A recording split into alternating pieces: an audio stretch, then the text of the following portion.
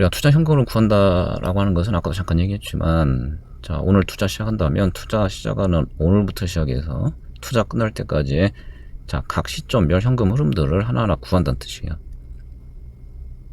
자, 그거를 이렇게 편의상 세 개로 나누어서 정리하시라. 투자 시점, 자, 현재 시점이죠. 영업기간, 요거는 자, 장사 본격적으로 시작하면 장사에서 버는 현금 흐름을 언제부터 자, 실현이 돼요? 1년 후부터.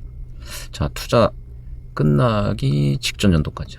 지금 내용연수 N년이라고 하면 투자 끝나기 직전 연도, 투자 종료 시점, 자, N년 말 이렇게 되겠죠.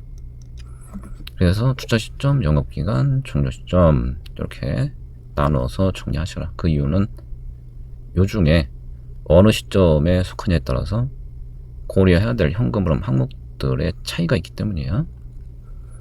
그러니까 나중에 이제 표에 있는 거를 간단하게 싹 정리하셔야 되고, 그거를 이렇게 한번 이해해 봅시다. 노트 있는 분들은 노트에 40페이지에 있는 내용이에요. 노트 40페이지. 일단 투자 현금을 구한다는 건, 자, 뭘 통해 접근하면 된다. 자산 현금 흐름으로 접근하면 된다. 자산 현금 흐름. 자, 사장에서 공부한 자산 캐시 플로우 접근하면 돼요. 왜? 투자이라는 게 이제 자산의 어떤 한 형태니까.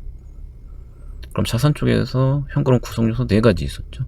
첫 번째 영업 현금 흐름, 두 번째 이자 비용 철수 효과, 세 번째 순전자본, 네 번째 비유동 자산 현금 흐름 4가지가 있었잖아요. 자, 그 중에 자, 이제 투자 현금을 구하면서 두 번째 이자 비용 철수 효과 처음부터 아예 배제하고 가면 된다. 그죠? 우리가 사장에서 재무관리에서 일반적으로 사용하게 될 가치 평가 방법은 절수효과 관련보다 현금 흐름에서 빼고 할인율을 세우 타인자 비용 쓰는 걸 기본으로 한다 그랬죠. 그럼 투자 평가할 때도 걔를 기본으로 할 거기 때문에 이자 비용 절수효과는 아예 빼놓고 시작하시면 돼. 그럼 나머지 3개 영업 현금 흐름, 순환전자본, 비유동 자산 고려해서 투자한 거의 현금 흐름을 이해하시면 되는데, 자, 아까 3개로 나눴죠. 투자 시점, 영업 기간, 종료 시점. 영업 현금 흐름은 장사에서 보는 거잖아. 그럼 좀 전에 얘기했지만 언제부터? 자, 일시점 이후부터요. 일시점 이후부터 영업 현금 흐름은 실현이 될 거다. 그래서 영업 기간 및 자, 종료 시점의 현금 흐름에만 영향을 미치는 거죠. 그 다음에 순전자본 변동 현금 흐름은 이론적으로는 투자 시점부터 끝날 때까지 다 영향을 줄 수 있어요. 이건 중간중간 뭐 이론하면서 차차 하나하나 이해하게 될 거예요. 아무튼 모든 기간 현금 흐름에 다 영향을 줄 수 있다. 근데 비유동 자산은, 자, 비유동 자산은 일단 투자 시점에서 가장 핵심이죠. 비유동 현금 흐름은 비유동 자산의 또는 기계 설비의 취득, 처분 관련 현금 흐름이잖아요. 그러면 설비 투자를 하려면 지금 당장 기계 설비 구입해야 되잖아. 그러니까 현재 시점, 투자 시점에서 기계 취득 관련 현금 흐름. 그 다음에 이제 요거는 대체 투자죠. 대체 투자가 뭔가요? 자, 기존에 사용하던 기계 설비를 새로운 기계로 바꾸는 거죠. 그래서 이 대체 투자를 하면 그때는 기존 설비 처분에 따른 현금 흐름도 고려하셔야 되지. 이때는 반드시 뭐 처분이니까 법인세 효과 고려해야 되죠. 자, 법인세 효과 고려해서, 자, 그 다음에 영업기간 중에는 투자원의 경우는 별도의 비유동 현금 흐름은 없다고 보시면 돼요. 대신 투자 끝날 때 어떻게? 투자 끝날 때 설비도 정리하겠죠. 설비 처분 관련 현금 흐름. 그럼 여기서 얘기하는 설비는 당연히 얘죠. 오늘 새로 취득한 설비를 얘를 처분하는 거지. 그럼 처분이니까 얘도 똑같이 어떻게 해야 돼? 법인세 효과 고려해서 만약 오늘 구기계 처분하는 경우든 끝날 때 새로운 기계 처분하는 경우든, 자, 처분가가 장부가와 차이가 있다면 그에 따른 법인세 효과를 반드시 고려해서 현금을 추정해야 되겠구나. 그 다음에 이제 자산 현금 쪽에서 얘기하지 않았던 그 투자 관련 추가 가능한 항목이 요 마지막 기타 항목이라고 해서 ITC라고 되어 있는데요. 뭔가요? 자, 투자 세액공제죠. 요거는 뭐 1차든 2차든 최근에 시험에 나온 적 없어요. 예전 2차 문제 한 번인가 언급된 게 전부 다인데, 만약 어떤 회사가 자, 새로운 기계에 투자했더니 그것 때문에 세액공제 혜택, 곧 법인세를 감면 받는다면 세금을 덜 내는 건 명백하게 뭐야? 당연히 현금.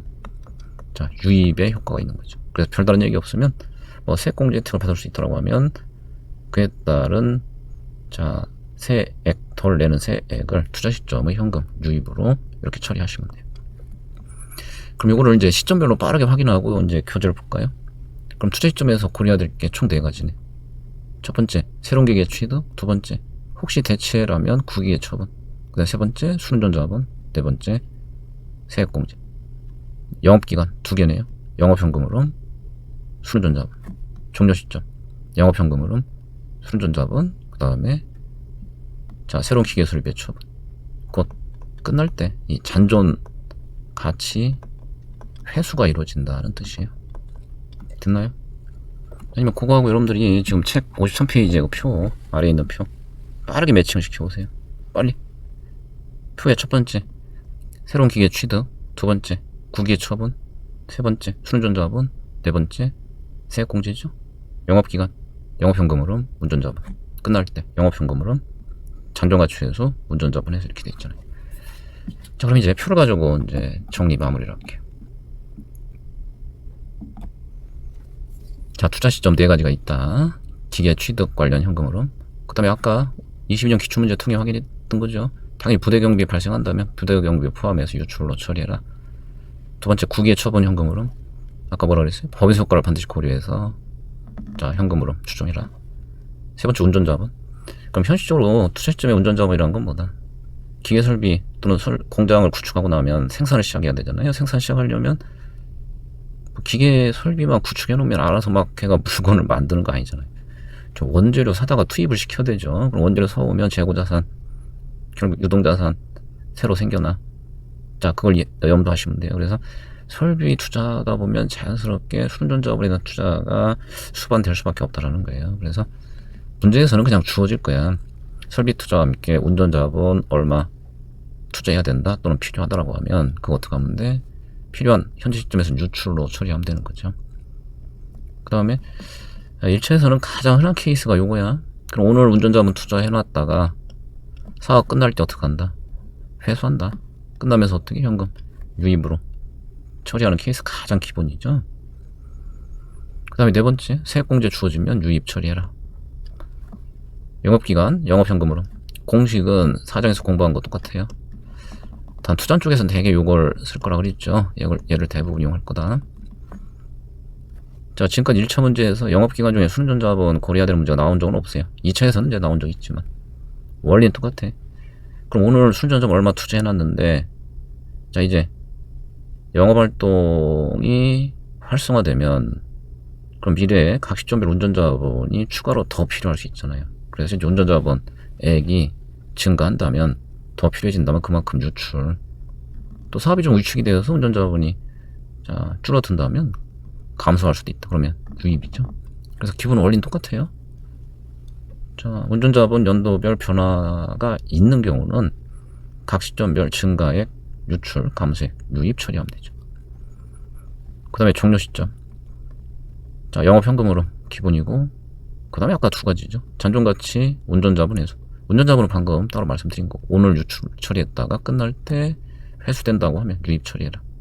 그 다음에 잔존가치 회수. 자, 잔존가치 회수 관련 다시 얘기하지만 이건 비동산 처분이기 때문에 손익 법인세 효과 반영해서 처리해라. 이거는 뭐 가장 복잡한 케이스를 염두한 거예요. 만약 대체 투자면 그때는 어떻게 해야 돼? 자, 신기계 현금흐름하고 구기계 현금흐름 차액으로 해야 되죠. 그럼 각각에 대해서 어떻게 해야 되고, 신기계, 구기계 각각에 대해서 법인세 효과 고려해서 현금흐름 구한 다음에 증분이니까 어떻게 신기계 거에서 구기계 거 뺀다 이렇게 하시면 돼요. 자, 근데 대체 투자에서 이런 식으로 복잡하게 문제 낸 적은 없어요. 대개는 이제 그냥 신규 투자야. 대체 투자가 아니고 새로운 투자야. 그럼 기업 관련해서는 다시 뭐만 하면 돼. 얘와 똑같은 원리로 혹시 사업 종료 시점에서 자, 가장 빈번하게 나왔던 케이스는 뭐냐면, 감가상각으로 해서는 잔존가치를 빵이라고 가정했는데 끝날 때 가보니까 자, 뭐 한 100에 팔 수 있다. 뭐 이게 가장 대표 케이스예요. 그건 잔존가치 빵으로 생각하면 여러분들 종료 시점에 잔존가치가 종료 시점에 뭐가 똑같아? 장부가 똑같지. 상각 완료되고 나면 끝날 때는 장부상은 빵이잖아요. 걔를 어떻게 한다? 일정 금액에 처분한다. 그러면 그 처분해서 받는 금액이 전액 다 보겠어. 처분 이익이 되겠죠. 빵짜리 100에 팔면 100이 다 처분 이익이잖아. 그러면 그 100 처분 이익에 세율 곱한 만큼 법인세 효과 감안해서 이제 현금으로 구하는 케이스, 이게 가장 대표 케이스. 아니면 잔존가액방 회수도 없다. 그러면 이건 아예 존재하지 않는 거죠. 또 하나는 잔존가액 100으로 생각한다. 그리고 아무 얘기 없어요. 자, 그럼 뭐 아무 얘기 없는 거 그냥 잔존가액대로 회수된다는 뜻이에요. 자, 그때는 그냥 100 회수 처리하면 돼. 그래서 그냥 대표 케이스가 그렇게 한 세 가지가 있다. 자, 잔존가액 빵이네를 100에 판다. 빵이고, 자, 회수도 전혀 없다. 100인데 아무 얘기 없으면, 자, 100에 회수한다 이거죠. 그럼 이 경우는 따로 계산할 거 없잖아요.